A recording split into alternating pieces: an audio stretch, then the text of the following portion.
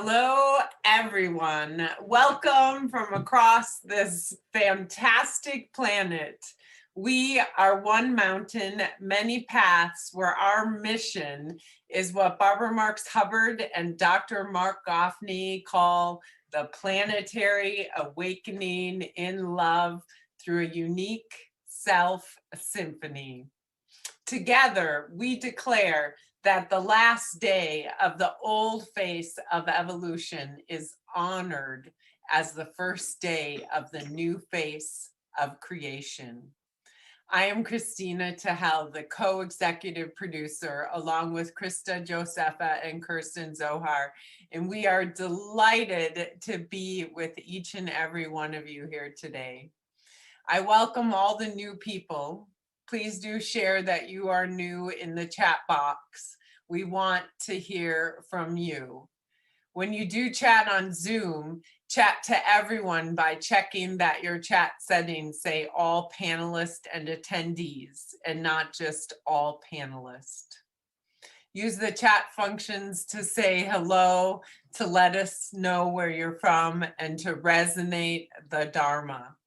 In one mountain, many paths, we are connected, we are whole, and we are expressions of the entire process of creation. We are activating a new humanity, and we are awakening as a new species, Homo Amor, the fulfillment of Homo sapiens. We are a church, a synagogue, a mosque, a temple, a zendo.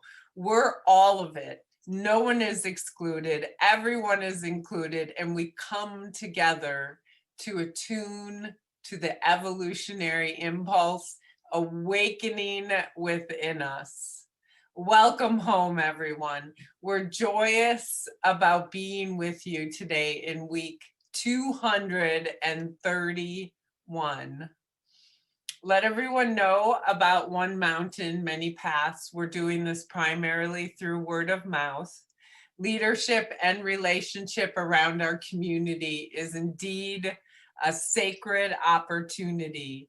We are strengthening an evolutionary we space. Like yesterday, when 9 of us met for our ongoing Reclaiming Eros study circle, to expand this field of outrageous love between us.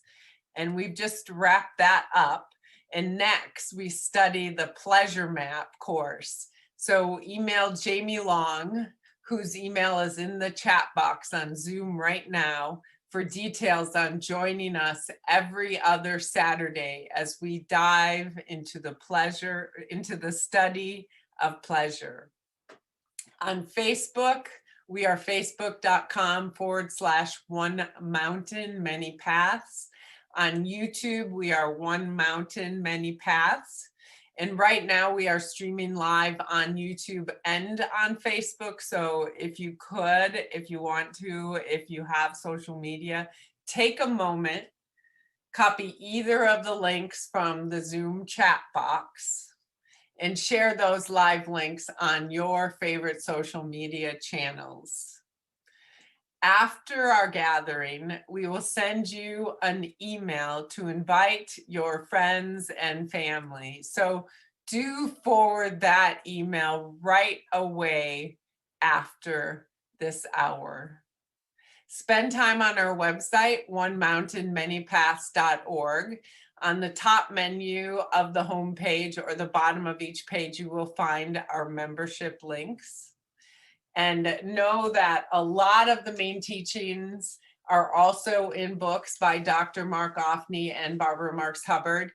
On our resources page on that website, you will find these books for One Mountain, like The Evolutionary Testament of Co-Creation, The Promise Will Be Kept by Barbara Marx Hubbard.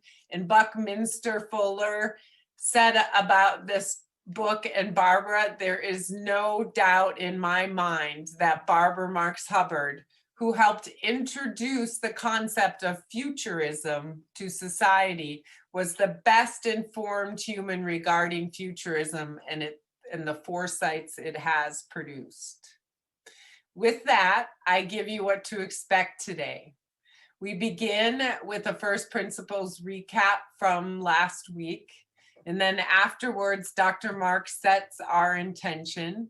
And then David resonates the evolutionary love code. We move into prayer, then evolutionary sermons with Dr. Marc, and often with a piece from Barbara Marx Hubbard. And then Krista invites us to commit our outrageous acts of love and contribute our gifts to this revolution. At the end, we bring everyone on for our goodbyes. Marc wrote what he called evolutionary love codes. Marc and Barbara studied the codes together, often comparing them to Barbara's own 52 codes for conscious self-evolution. These codes grew out of their radical commitment over 100 collective years, crystallizing a new story of humanity. Quote, evolving the course of consciousness and culture, which is the source code of love, unquote. Each week's communion is a standalone, and every week's communion builds on the week before. One Mountain, Many Paths is so radically committed to telling the new story. So here goes the Dharma recap from last week. Your holy and your broken are both hallelujah. Being the new human in the Tao. What do we mean by being in the Tao? Being in the Tao is realization that our own value has immeasurable worth, is irreducible, and has an infinite quality. Being in the Tao is realization that personhood of the human being is priceless beyond all measure, indestructible and eternal. Being in the Tao is also knowing that our suffering is not an accident, that our tears are not lost, that nothing escapes or is frivolous, that every fall is part of the next rising, and that which breaks us opens us up. The world is full with broken hearts, broken stories, and broken bodies. We face existential risks, but there's nothing as whole as a broken heart.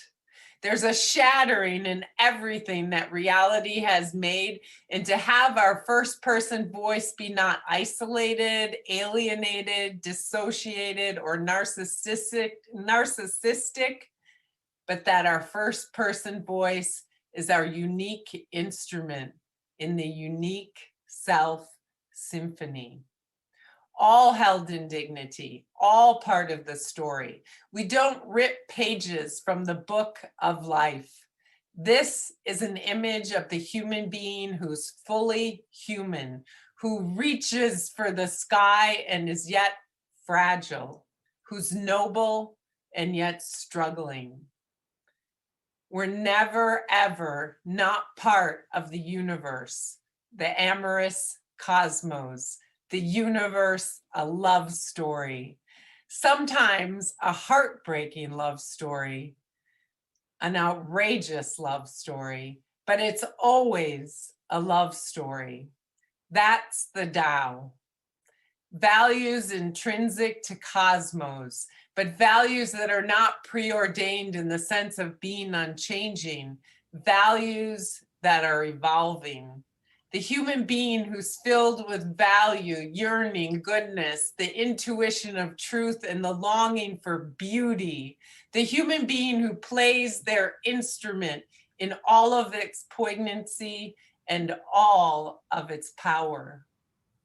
It's not a top-down model. It's not imposed governance, either by tech plexes or by governmental plexes. It's rather a bottom-up revolution. It's the human being, me and you, us, participating as the self-actualizing cosmos, the self-organizing universe, awakening in us. Each of us playing our distinct role, being our unique being, and responding to the unique need in our unique circle of intimacy and influence with the irreducible, unique expression of consciousness, desire, and intimacy that lives in us and as us. We are at a particular moment in history. We are incarnating the new possibility of the new human and the new humanity. We are ready to participate in the evolution of love and to play a larger game. With that, I invite us to more deeply enter into the holy and sacred space of one mountain, many paths, and I turn my word to you, beloved Dr. Marc Gafni. Thank you so much, Christina Tahel. I mean, friends, what a gorgeous Dharma recapitulation. So let's just find each other in the chat box with utter joy. We're in week 231. Let's just thank Taheli, right? Christina, beautiful. Right, what a gorgeous Dharma recap. And I want to just feel with everyone, right, this deep, right, Haley goes to the text of the Dharma from the previous week. She keeps it in exact quotes. She takes out sentences. She reweaves them through Christina's heart, Christina's essence. And they come out in this beautiful, wondrous way, again, recapitulated. So let's feel that together, right, with such joy, with such delight. Welcome, everyone. Welcome. And David's about to resonate the code.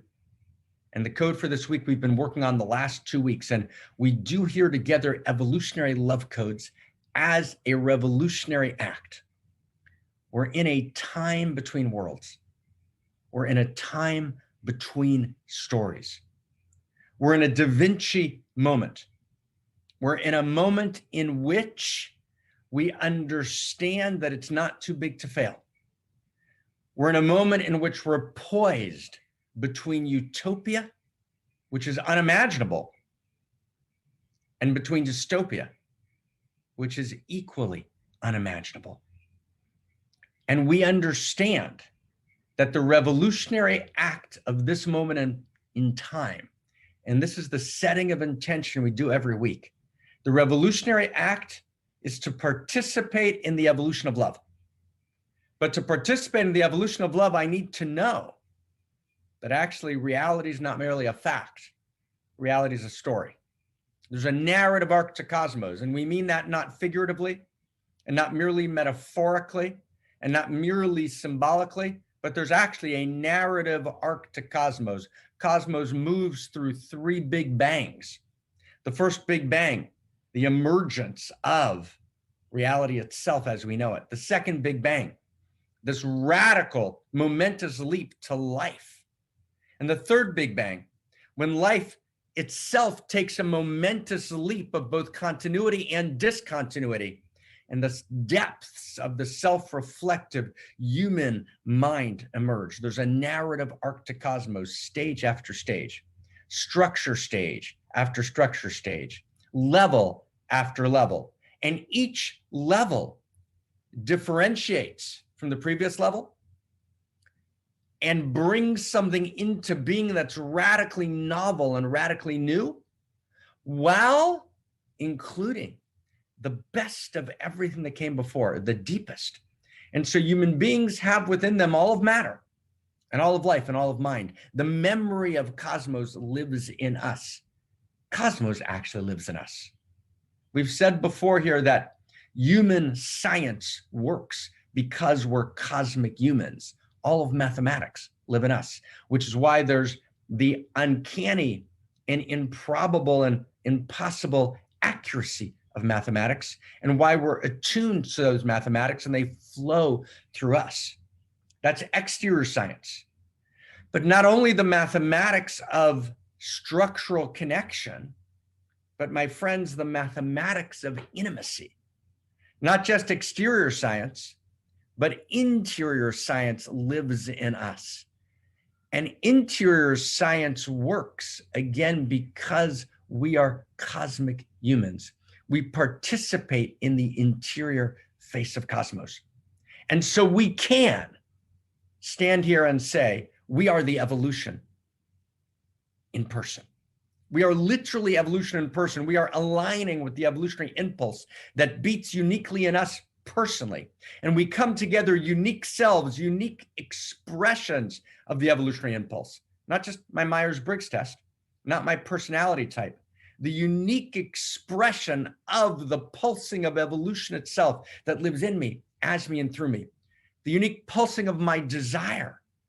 And I begin to realize that my deepest heart's desire, my clarified heart's desire, is the desire of evolution itself yearning to manifest through me. And we come together as evolutionaries. We come together as revolutionaries, right? We are a revolution in love, not ordinary love, but literally outrageous love. We're going to talk about that today. Outrageous love.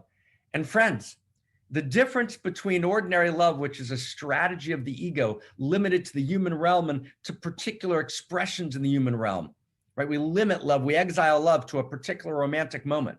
No, that's one expression of the deeper movement of cosmos itself, the outrageous love, the eros, the Tao that drives all of reality, that infuses everything.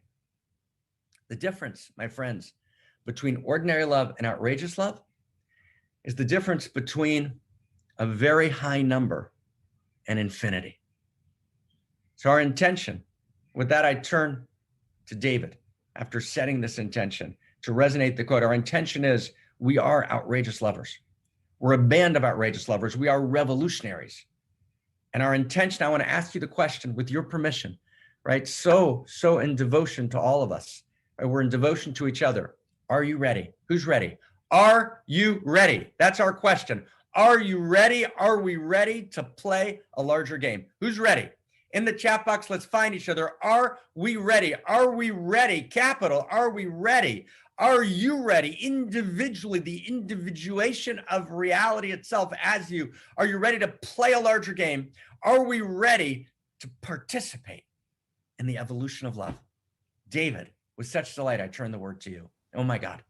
Oh my God. Thank you so much, Dr. Marc. Friends, as Marc has said, this beautiful intention, can we feel it within ourselves? Can we feel this evolutionary impulse? Can we feel the world needing us to really align with this evolving Tao and to express that in our daily lives? I mean, think of every day that we walk about and see the kind of people that are contracted and lost in ordinary love that just doesn't seem to get them through the day. So friends, let's resonate this code together. This week's evolutionary love code. There are two core existential risks. The first is the death of humanity. The second is the death of our humanity. The death of our humanity begins when we think we have stepped out of the Tao. We live in the Tao. To actually step out of the Tao is impossible. But to think we have stepped out of the Tao is in many ways the greatest existential risk of all. The Tao that can be measured is not the Tao. The Tao that can be coded is not the Tao.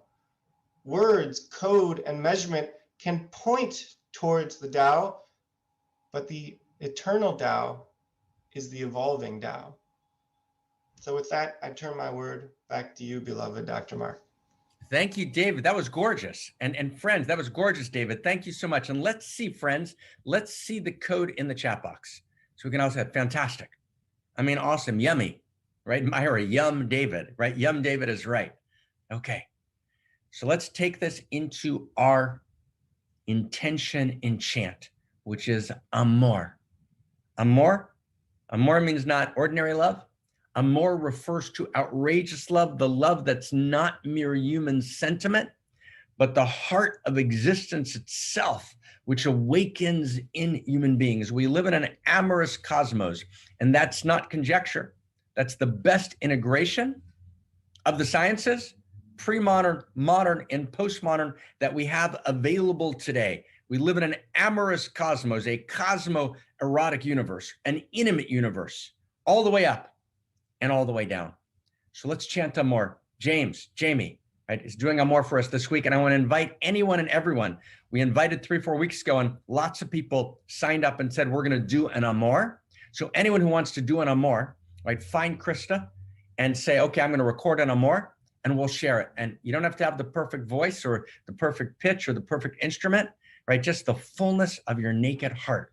Amor, right? The outrageous love of reality moving through you, right? Moving through we, moving through she. Jamie, take us inside. Amor, its insights are lined with love. Amor, amor, amor, amor, amor. Amor, amor, amor, amor.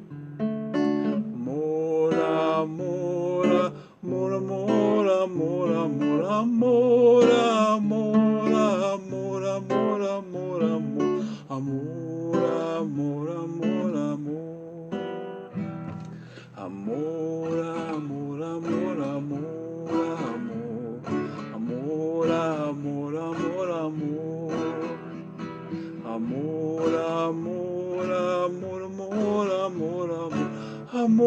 amor, amor, amor. Amor, amor, amor, amor. Amor, amor, amor, amor, amor, amor. Amor, amor, amor, amor, amor, amor. Amor, amor, amor, amor. Amor, amor, amor, amor. Amor, amor, amor, amor. Thank you, Jamie. Oh my God. Medea, I can't wait for a Medea Amor. When's a Medea Amor coming down? Medea Ivan, right? It's so good to see you, Medea. Whenever we're not here, we missed you madly, right? It's so great to be with everyone. And this is such a moment. It's a moment as COVID is winding down and then ramping up. Some countries are going into lockdown. Some countries have new strains. Some countries are trying to step out. It's this incredible moment. There's people not breathing. There's people starting to breathe again. And we're in this moment together. We're holding each other. But deeper than the immediate risk of COVID and its new strains is the catastrophic and existential risk that is rooted in what we call a global intimacy disorder. And the only way to overcome the global intimacy disorder is to actually realize that we live quite literally in an intimate universe. That's the new story. It's the new evolutionary story. The universe is the story of evolution, and evolution is the love story of the universe. I want to get that sentence. Reality is the story of evolution, and evolution is quite literally the love story of evolution. I want to just share something with you for a moment, and we're going to move right into prayer. And I want to kind of feel this with you, Jamie. So everyone ready? Who's with us? I just want to check who's with us. Who's with us? Who's with us like full on, full heart, not in automatic mode, like we're new, like we've never been before, right? We got to love it open and new. We've got to make the revolution, right? Completely new, full on, right? Who else is with us, right? Like we're here, we're ready. Okay, so I want to just say something super simple, but it's kind of unbelievable. So see if I can find it for you. I was reading, over the weekend, and I was particularly reading the experiments that were done by this very, very, very important thinker, Mike Merzenich. Anyone know Mike Merzenich's work? Mike Merzenich was really, for the last 30, 40 years, he's done the key work in neuroplasticity, okay? And neuroplasticity, which is, what does neuroplasticity mean? Anybody? So neuroplasticity means, right, it means the movement, right, of the brain that is able to retrack itself. So we think that the brain is fixed, right? For many, many years, all the Nobel Prize winners said the brain was a fixed structure. We now know that's not true. We now know that when the brain functions, if a particular part or a particular track in the brain is lost, the brain will retrack, will rewire itself, is the way people talk about it, right? And essentially self-correct, meaning the brain is always changing, it's always moving, right? It's always shifting. But it's very easy to misunderstand, right, the full depth of that. So I want to read you just for a second to really get this together. It's actually shocking and beautiful. So one of the things that we discovered, right, is that our brain, this was a major discovery, that our brain is actually the place of cells. And the cells in our brain are called neurons. And our neurons are not like the other cells, right? The neurons, right, have a central core, which carry out their functions common to all cells, but they also have two tentacle-like appendages called axons and dendrites, right? An axon transmits electrical pulses, right, to another neuron, and the dendrites receive the electrical pulses from the previous neuron. So listen to the sentence. Everyone with me so far? Who's with me so far? We're together? So we're in the brain. We only now realize, right, Freud began to get a sense of this. Everyone thought he was wrong. Freud actually did research, anatomical research, before he went into psychology, right? But pretty much everyone thought the brain was a closed system, and no one understood its centrality, because you don't actually feel the brain beating like you feel the heart beating. You don't feel the brain like you feel the stomach. The brain is a closed system. And we've only recently realized, right, in the last 100 years, the brain is 100 billion neurons, and neurons are these unique, distinct cells. So listen to the sentence. When a neuron is active, a pulse flows from the soma, which is the center of the cell, to the tip of the axon, right, where it triggers the release of chemicals called neurotransmitters. The neurotransmitters flow across the contact barrier, the synapse, right, and attach themselves to a dendrite of a neighboring neuron, triggering or suppressing a new electrical pulse in that cell. It's through the flow of neurotransmitters across synapses that neurons communicate with another, directing the transmission of electrical signals along complex cellular pathways. Thoughts, memories, emotions all emerge from the electrochemical interactions of the neurons mediated by synapses. Okay? Now stay with me for a second. This is very wild. So what did we just say? You could completely miss the universal love story in these sentences. But actually, what is an electrical signal? We're talking about electrical signals that pulse through the brain, right? What is an electrical signal? An electrical signal, electricity, is a configuration of electrons. And it's a configuration of electrons in unique patterns, right, of allurement. That's actually what an electrical signal is. Now, what the neurons do is, a neuron is a cell, right? The cellular structure is editing its own DNA code. The cellular structure is rewriting its own DNA code, okay? So a cellular structure is a unique structure of allurement with unique relationships between the different parts of the cell. It's an utterly unique pattern, right? The cell is actually semi-autonomous. The cell is intelligent, literally writing and rewriting and editing its own DNA. Now, these neurons transmit electrical signals, which are unique configurations of allurement, unique patterns of intimacy, which we're calling electrical pulses. Those unique patterns of intimacy, those electrical pulses, trigger the release of a neurotransmitter. But what's a neurotransmitter? That's just a word, right? The word's in the way. What's a neurotransmitter? A neurotransmitter means a particular set of chemicals. What's a chemical? Right? A chemical is a unique configuration of intimately allured and configured particles that are arranged. You ever seen a picture of a chemical? It's a particular unique arrangement of intimacy. And then a set of chemicals is unique arrangements of intimacies organized in a larger intimate symphony. So the pulse of uniquely configured allurement of electrons in a unique pattern of intimacy moves across through the axons. The axons are, as it were, the phallus, if you were, right, of the neuron. That phallus is received by the dendrites, the yoni of the next neuron. There's a pulsing, a throbbing, right, of this unique pattern of allurement, which then activates, if you will, the wetness, the semen, the tumescence, right, of the cell, which is the neurotransmitters, which are actually thrust through. Okay, wow. Does everyone get that? Does everyone get that? In other words, what's actually happening right between these neurons is allurement, unique configurations and patterns of allurement. And what drives the cell all the time is this allurement to allurement, this drive towards intimacy, right? That's living and uniquely configured in the cell. And so the cell has axons, right? It's phallic thrust, dendrites, it's receiving, it's pulsing pattern, and it's throbbing, right? That pulsing pattern and throbbing activates chemicals. Those chemicals are transmitted. Chemicals themselves are unique patterns of allurement, right? Let me just give a show of hands. Who's getting this? Does everyone get this?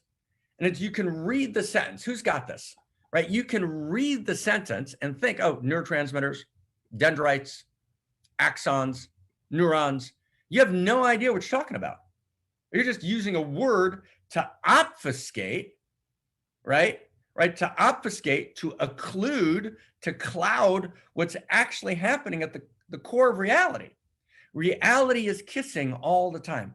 Reality is in a constant state of unique configurations of allurement. This is not just general or generic allurement.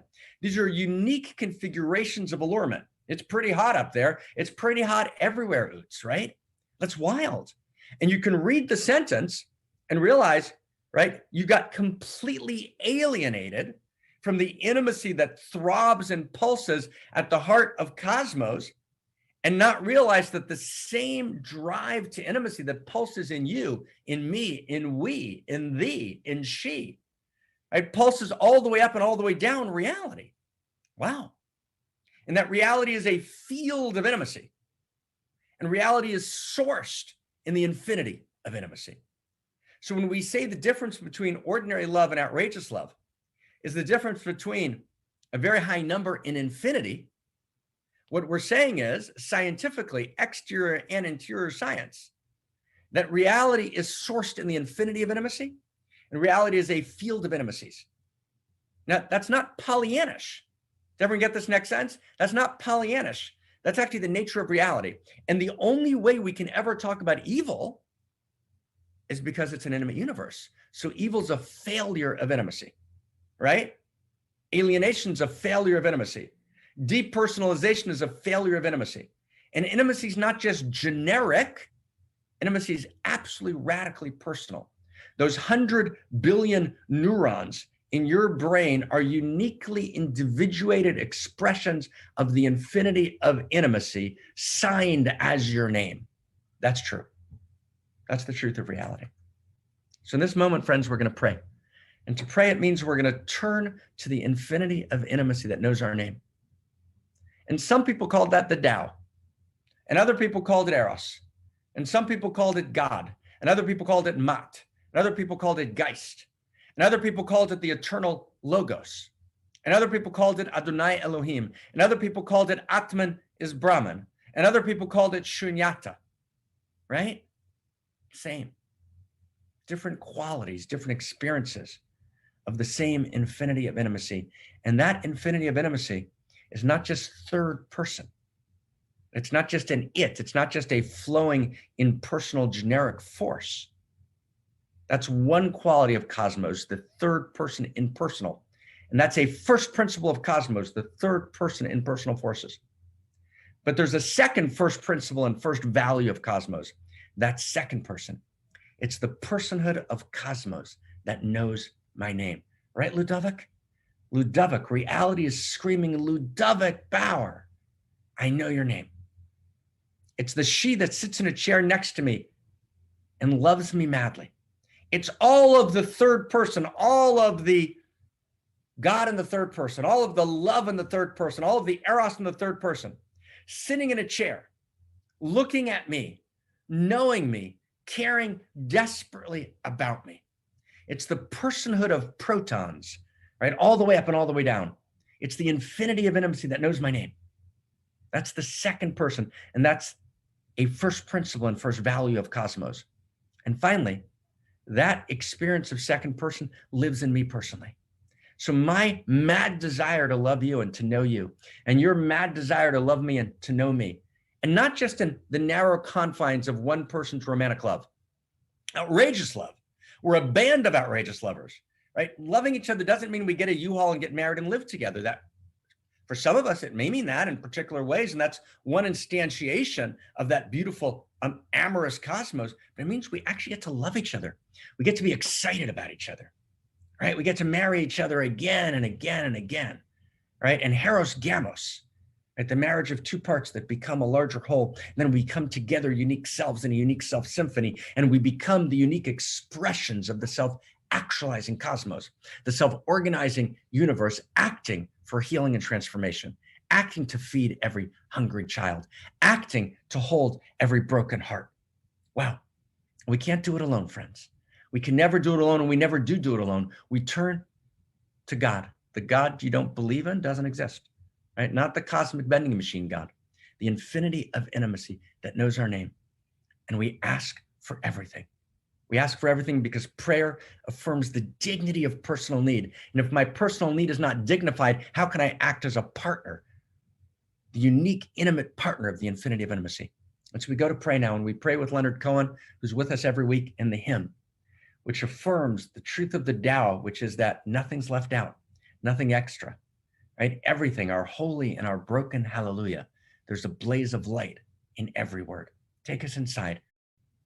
Now I've heard there was a secret chord that David played and it pleased the Lord, but you don't really care for music, do ya? It goes like this: the fourth, the fifth, the minor, major, the baffled king composing hallelujah, hallelujah.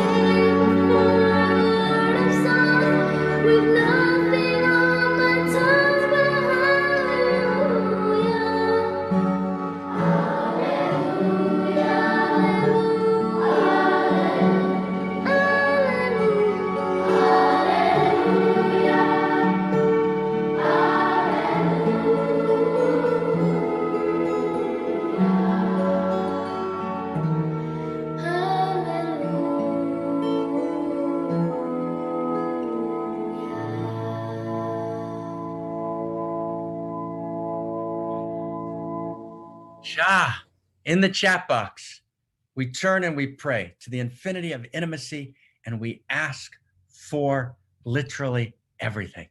So we're just going to read some of the prayers. We'll meet each other in the chat box. Jacqueline, I pray that may we all, right, dare, right, to live as the outrageous love that we are, right? Oh my God, right? And Medea, bless all the younger ones of this world. May they walk through the raging fires. May they feel safe, loved, and protected, right? Amen. Highest intention. Vashti, I pray I enjoy comfortably living in my body every day from now on with more than enough energy to make a life of joy to my mind, heart, body, and spirit. Paul, I pray for you to live through me. Right, Terry, I pray that I know and feel that my smile, right, is, right, oh my God, right, now where'd that go? That my smile is coming from and going to me, right? Oh my God. Oots, I pray for a good homecoming.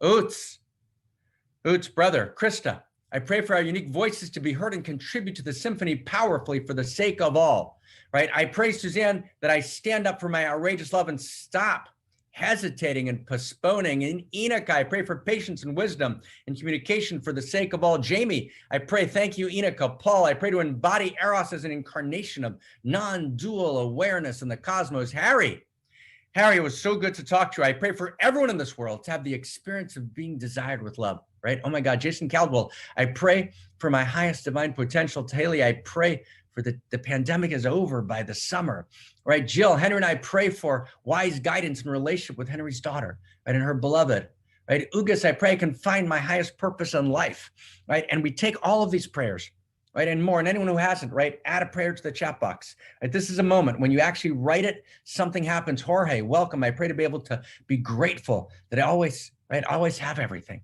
without prayer, right? And then I pray for those which are beyond me, for the people that don't have everything. Shati, I pray to be an inspiring vessel and fire, right? So that I'm an inspiration, right? For reality itself, and you are Shati. Who else? Who else has a prayer? Anyone else? I feel like there's like a couple of more prayers, right, that we need, right? Suzette, I pray to open up again and again through hard times always, right? I pray for Eric, right? To be fully healthy and fully strong, right? In every possible way. Anyone else? Any last prayers? I feel like there's like one more prayer we need. Right, can you feel that, everyone? One more prayer. There's one more prayer, right? Oriana, right? G, I pray to be the voice of the living water. David, I pray to feel a trace of transcendence every day. G, I pray for freedom and choices, right? And more momentum. We wrap these and bind these roses, right? And we lift them literally like a prayer to the sky, right? Amen. Okay, let's find each other, friends, like all the way. So we're going to do something here, right? Really special. So Krista's going to put a text in the chat box, okay? Right now, we're actually going to look at a sacred text in the chat box. But before we read the text, I want to read you the end of the code that David resonated so beautifully, okay? Are we ready, friends? Let's do something we've never done before. Let's be the story. Let's be the revolution. We are Da Vinci. We are standing in this time between worlds and this time between stories. And we're telling the new story, and we're articulating new evolutionary love codes every week. And we're going to articulate a new dimension of this code right now. So the end of the code that we've looked at the last 3 weeks, that David resonated so gorgeously, and that Christina-to-Hell recapitulated, right? The Tao that can be measured is not the Tao. Okay, the Tao that can be measured is not the Tao. The Tao that can be coded, right, is not the Tao. And I'm looking for this on my phone for a second, so I'm going to have it in front of you. Okay. The Tao that can be coded is not the Tao, right? The Tao is pointed towards by words, by code, by measurement, but it's deeper than. It's immeasurable, right? It's priceless. It's beyond. So the Tao, friends, is value. Right? It's the intrinsic value that lives in cosmos underneath everything. And I want to tell you something really deep, okay? We're going to look at something really deep for a second. There's a book by Nicholas Carr. He's written a bunch of books. He wrote this one in 2010, and it's called The Shallows. The Shallows. And stay with me, okay? Let's go all the way inside. The Shallows. And shallow means shallow, right? It's the opposite of deep. So in interior science, what we call the Holy of Holies, or the inside of the inside, is also called Umka du Umka, which is the deepest of the deep. the depth of the depth. The opposite of the holy is not the unholy. The opposite of the holy is the superficial. So Omek, and see if we can get this in the chat box, Omek, O-M-E-K, Omek is depth. Depth is the Tao, the infinite depth. The shallow or the surface, the superficial, is called Gavan in the lineage, G-A-V-A-N, G-A-V-A-N, and G-A-V-A-N. See if anyone can get it down. Gavan, Gavan means shallow, superficial. See if we can get the sentence. So the opposite of the sacred, the opposite of the holy is the superficial. That's a big sentence. Let's see if we can get the sentence. The opposite of the holy is the superficial. Now, what is the internet? The internet is the shallows. And the shallows means, right, that there's no time or place for depth. It's why Mike Meserinich, right, who did this fantastic research on brain neuroplasticity, talks about the negative neuroplasticity generated by the structure of the internet, which he calls the shallows. And Carr borrows the name of his book from Meserinich's research, which is fantastic. He won a Nobel Prize for it. The structure, the incarnate structure of the online experience is about complete interruption, inability to focus, inability to concentrate, right? The stealing and hijacking of attention, but it's attention that actually blooms our ability to access the interior of reality. So why have we generated an internet which is the shallows? So here's the story, and it's very painful, and we've got to realize it's very powerful because we've got to recode the internet with evolutionary love codes. The internet is an exterior expression of us having stepped out of the Tao. When we step out of the Tao, when we step out of value, when we step out of the realization that reality is interior all the way up and all the way down, and that exteriors are parallel with this full interior world of infinite depth, and that the interior face of the cosmos is absolutely and utterly real. If I don't realize that, then there's nothing to concentrate for. There's no reason to focus. There's no reason to sit silently in the depth of reading a book. I'm just going to scroll and hypertext and move into the bottomless pit, right, of recurring advertisements and be translated into, right, and affected and moved around by algorithms that are constantly stealing my attention. I'm exhausted. We're literally losing our ability to do that which is most human, to be a sapient, to be thoughtful, right, to plumb the interior depth of the cosmos. And to do that, I've got to rest. I've got to go inside. I've got to access outrageous love. I've got to access the ecstatic urgency pulsing through cosmos. I've got to access the deep silence of contemplation. I've got to actually enter into value. That's depth. The opposite of depth is the shallows. And the internet is the exterior expression of the postmodern mind. The postmodern mind, which arises at the same time as the internet, that's not a coincidence. The postmodern mind, which says we're going to deconstruct all value. Everything is a mere fiction, writes Yuval Harari, chapter 2 in Sapiens. It's a mere imagined reality, and imagination is just a social construction of reality. So if that's true, then why go slow? Then why go deep?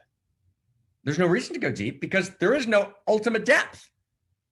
Depth means the Tao. Depth means it's not a fiction. Depth means it's not contrived. Depth means it's not merely a social construction, but that which the social body in its clarified heart mind constructs is actually an expression of the Tao. Wow. Okay. Wow. Does everyone get that? So now let's take it one step further. Let's take it one step further. So we're going to take a look at this text that Krista's going to now repost together. Let's take a look at this text. We're going to read together in the Tao. We're going to read a sacred text because the evolutionary impulse has to be informed by sacred text. And Lady Krista, could we post this text again? Does that work for you? That'd be great. Where's this? Let's repost it here. Fantastic. Let's take a look. You're awesome. So it sometimes happens. This is a text from an interior scientist, one of the great mystics of the 20th century. And here's what he writes. It sometimes happens that the spirit falls into smallness. And I translated this originally last week into English, and I retranslated it more accurately this morning. It sometimes happens that the spirit falls into smallness, right? Who knows that? Who recognizes that? Let's be real with each other, right? We're in one mountain, many paths, right? Let's be real. Who falls into smallness? I do. And I know what it means to fall into smallness. Who knows? Let's just find each other in the chat box for a second. Who knows what it means to fall into smallness? Who? Anyone know that? If you do, write yes, so we can feel you. Okay, who knows, right? Right? We know what that means, right? We totally know what that means, right? It sometimes happens that the person falls into smallness, and the person cannot find within herself any inner contentment. And if you know this, just write yes. Right? We know this. I know this, right? Because of the non-impact of her good deeds, right? Meaning my life doesn't quite add up. And we looked at this text together in the Dharma circle that's being held by Claire and Shahat so beautifully. And I want to look at it, and I rarely do that, but I want to look at it again today because it's so important. I want to take it the next level. And anyone wants to join the Dharma circle, I think it's too late for this year. Join us next year. But it's beautiful. It's once a month. But let's just take a look at this. And the person cannot find within herself any inner contentment because of the non-impact of her good deeds, because of the calculated sum of her misses. Get what that means? In other words, I had a dream about my life. I thought love was going to look a certain way, and I thought it was going to taste a certain way, and I thought I was going to live in a particular context, and I thought I was going to feel a certain way. But somehow, my good deeds, my choices didn't add up to the life that I dreamed. So how many people recognize that? How many people recognize the possibility that all of my intention and all of my action didn't add up to the life I thought I was going to live? And then I fall into smallness, and I fall into smallness because of the calculated sum of her misses, right? I feel like I missed, right? But that's a mistake. That's a mistake. The mystic Cook, Abraham Cook, writes, this person must strengthen himself with the mystery power of thought. And this person must enter into the palace of thought. And what's the palace of thought? In the palace of thought, I know that there's another story that I'm living, and that's the story that I live in my heart, mind, body. It's not the public story, right? It's not the political story. It's not the story that's the near misses. It's not the story that I'm living every day, which is beautiful. And I've got to embrace that story and live the story that I live every day in the best possible way. But actually, that's not the only place I live. That's one gorgeous, important place. But there's a second place I live, and that's in the palace of thought. And you have to know that her thought, your thought, is more valued by the Holy One, blessed be she, than all impactful, fulfilled actions. Now, who can get that? Who can feel that? Know that when you enter the palace of thought, the palace of thought is absolutely real. It's more real than real. We think that reality is what appears on the outside. That's just one expression of reality. Thought, the palace of thought, the palace of imagination, is more real to the Holy One, blessed be she, right, than all impactful, fulfilled actions. And since this is so, holy thought and exalted images of imagination and concept and scenes of beauty and love and desire and fulfillment, all of these possess the same reality of the impactful actions. That's what it means to be in the Tao. To be in the Tao means it's not based on, did it turn out okay? It's not based on, did the story have the end that I thought it should have? It's not based on, did it turn out the way I wanted it to turn out? I actually know that I live in the palace of imagination, the palace of thought, and that palace is real. And the person should encourage herself greatly with the fact that sometimes the paucity of actual deeds and study, meaning the reason that my deeds haven't landed the way that I thought they would, is because you have a strong inclination towards the secret of thought. There's magic in your imagination. There's magic in your reality making in your palace of thought. And once you start taking your palace of thought seriously, now stay with me, this is so beautiful. It could be, let's read the text inside. It could be that many aspects of her fallings happen. The reason we fall in this world, a lot of the reason it doesn't manifest in this world is because she did not value enough the essence of her thinking. She thought that it wasn't real. She thought that outrageous love wasn't real. She thought that the palace of thought was just imagination. No, imagination is the most real reality. The palace of thought is utterly real. And when I take my palace of thought seriously, and when the story of my life that I live in the palace of thought is sacred, right, then I can manifest. Then I can create. Therefore, let her strengthen herself even more with inner insight in order to understand that the fixing of the entire world and the cure, the healing for all souls, all depend on the fundamental principle of the palace of thought. And from that place, let her raise her thought and imagination as far as she can, and she will rise to transform from inner love, which is Cook's phrase. By that, he means what we call outrageous love. Oh my God. Oh my God, can you feel that? Okay, wow. The palace of thought is real. That's the Tao. The Tao means the Tao that can be manifested is not always the Tao. The Tao that can be coded is not the Tao. The Tao that can be measured is not the Tao. The Tao lives in the palace of thought. It's the truth of the story that I fill myself with in full joy every moment and in every day. Oh my God, it's so gorgeous. Okay, Krista, in the palace of thought to the palace of manifestation, take us inside and blow our hearts open and tell us how to become this, to become part of this, to make this ours. Lady Krista. Cha. Wow. Yes, thank you, Mark. Thank you. Beautiful. Hello, everyone. How great to be together again. I have a very special way of ending together today, so please stay for that. But before we do that, I just want to invite anyone who's new here and show you how you can actually join us. You can give me 1 second to share my screen. So if you go to onemountainmanypaths.org, that is our website. If you scroll down right here, you can sign up. And that means that you are signed up for our live stream on Zoom. And you will also receive every Tuesday a wonderful email with beautiful clips with a replay of our broadcast and beautiful invitations to participate and join us even more.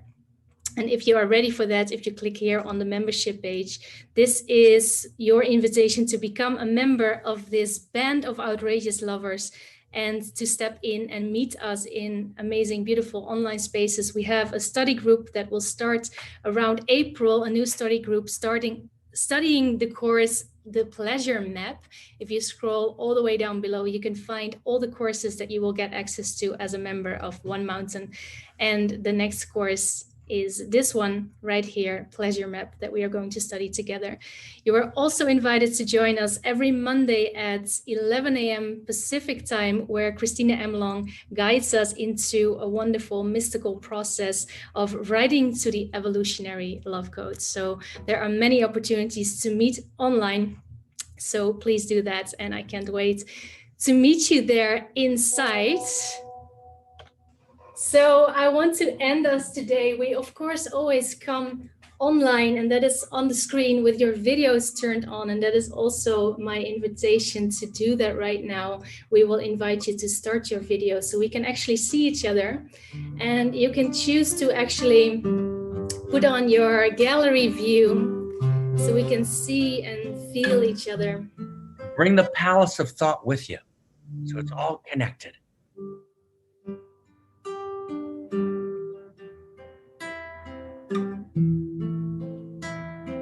So let's take a moment and actually feel what it means to be a part of this global communion of pioneering souls, this band of outrageous lovers all over the world connecting together, not only for our own personal feeling good, but actually for the sake of the whole, and to become part of the transformation and to be the transformation. And I know personally, I have these moments where I forget how loved we are and how connected we are. And then this song really helps me to remember.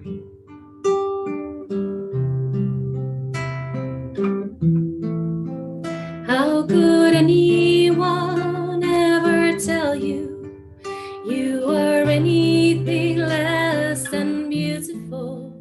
How could anyone ever tell you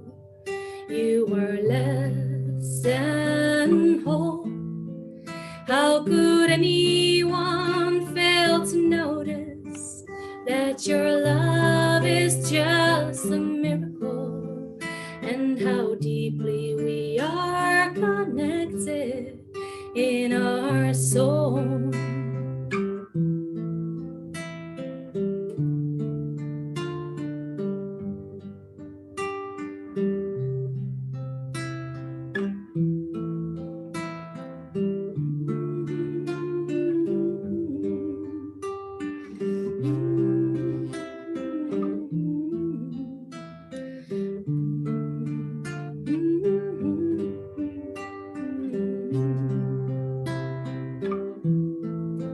How could anyone ever tell you you are anything less than beautiful?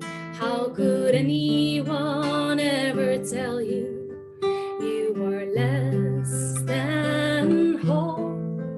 How could anyone fail to notice that your love is just a miracle, and how deeply we are connected in our soul? Let's look at all those beautiful faces on the screen. I actually want to take one little moment to put myself on gallery view. Yes, so I can see all of you as well. Let's sing it one last time together to all these unique, gorgeous faces. How could anyone ever tell you you are anything less than beautiful? How could anyone ever tell you you are less than whole?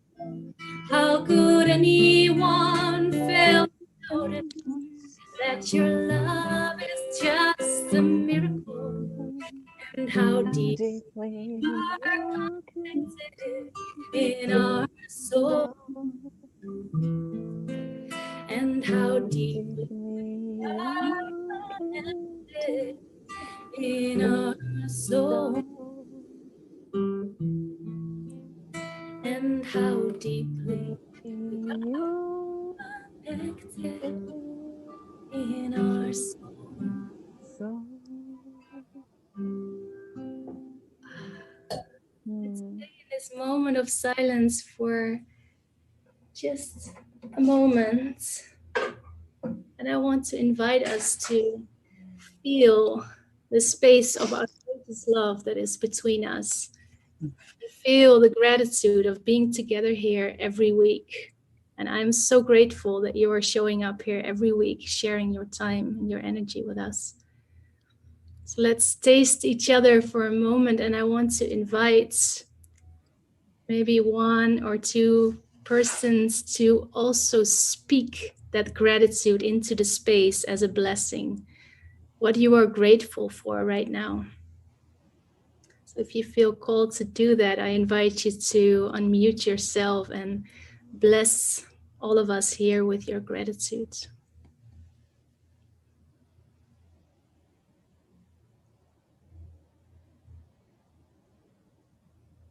My heart is full of gratitude for this timeless time and this placeless place, for all the love that I've felt and I feel and I've received with you.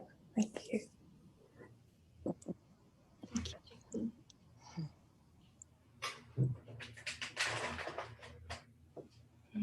Is there anyone else who would like to speak a few words of gratitude? My gratitude goes to you people that are holding this together. Thank you. So thankful to you. Thank you. Thank you. My heart is full of joy in seeing all these beautiful faces in the screen and feeling the space in between us and all the threads that connect us. It's magic. Yes.